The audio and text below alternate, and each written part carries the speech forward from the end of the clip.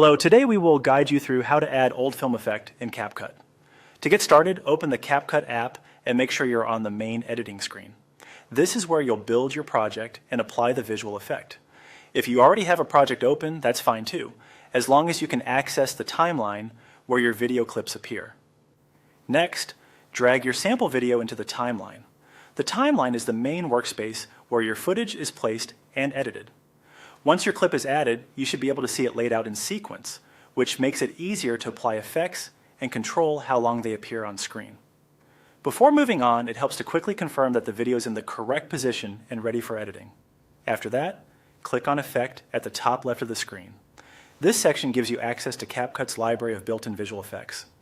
These effects can change the style, mood, and texture of your footage, and in this case, we're aiming for a classic old film look. When the Effects panel opens, use the search option and type in retro. Searching helps narrow down the available styles so you can find the one that best matches the vintage film appearance you want.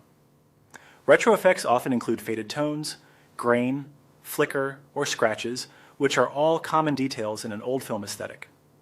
From the results, select the sample old effect and drag it onto the timeline. You should place it above or along the effect track associated with your video, depending on your layout in CapCut. As soon as it's applied, you'll likely notice your footage begin to take on that aged, nostalgic appearance. This is a good moment to preview the clip and make sure the effect matches the style you're going for. Finally, stretch the effect so it covers the entire video. To do this, click and drag the edge of the effect layer until it spans the full length of your clip. This ensures the old film look stays consistent from beginning to end, instead of appearing for only part of the video. It's a simple step, but it makes a big difference in creating a polished final result. And that's it.